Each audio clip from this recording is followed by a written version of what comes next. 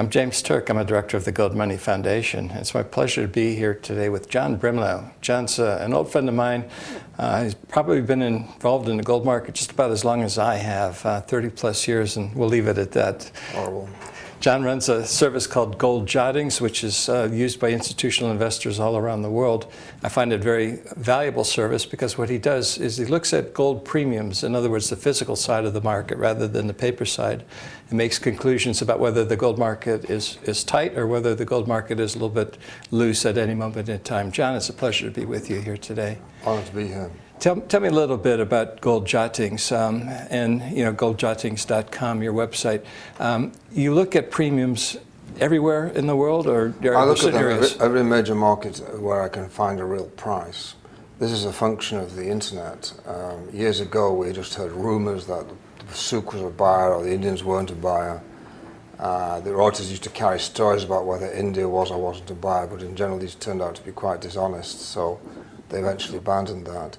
However, with the internet, you can actually take a price from a certain country at a specific time in the day and therefore convert it through its foreign exchange rate and work out what the dollar price is. If the dollar price is high enough to warrant importing, covering transshipment costs and any duties there might be, then that country's a buyer. And when it isn't, it isn't. And it cuts through a lot of nonsense and a lot of prevarication. It's also very quick. The really key market in the gold physical trade is India. India is perfectly capable of turning on a dime. It can go from being emphatically not an importer to emphatically a huge importer in a matter of a few days. It takes quite a lot of time for that to trickle through to most gold observers. I might also say that the people best in a position to judge this, of course, are the bullion bankers, who are inhibited from saying that because their customers don't like their activities being disclosed, or the virtues of being independent. Yeah. What causes the premiums to go up and go down? Is it just merely a change in price, or is there some other factor that comes into play as well? In essence, the world gold price, i.e. the US dollar gold price, is the starting point. But of course, the foreign exchange rate of the particular country is very critical. This is what happened in the first quarter of 2009 after the big financial crash. Foreign exchange rates in the Asian countries collapsed. And the consequence of this was that even though the gold price had gone up somewhat in dollars, in Asian currency terms it had gone up enormously. And the Asian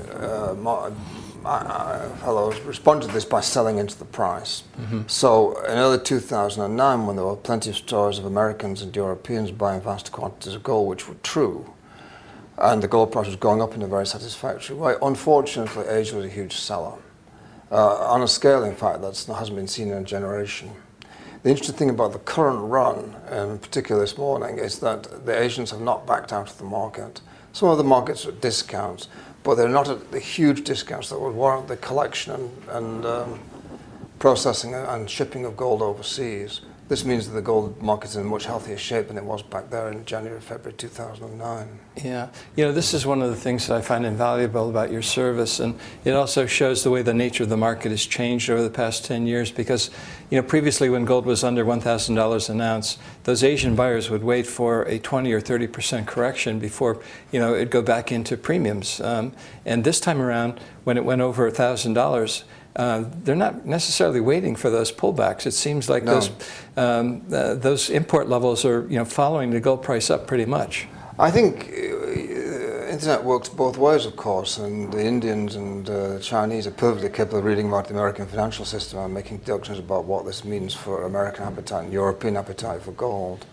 But the amazing thing about this particular situation in July, August 2011 is that this is traditionally the time of the year when the Asian physical demand is soft. In India they're getting rained on, and it seems to be that China focuses on the Lunar New Year. So in essence, there's a strong part of the gold market based purely on the Asian appetite is for Q4 and Q1 of a given year. And June through August it can be quite slack. This has just not been the case this time. First of all, the gold price, of course, has performed. But secondly, the Asians have, by and large, followed the world gold price up, which I find quite surprising. Yeah. Have you seen this before that you can recall, where you've seen this kind of strong demand in an off-season time of the year? Nothing this intense. If you go back to 1999, when the central banks were doing their best to destroy the gold market, the Indians bought prodigious amounts of gold in the midsummer of 1999.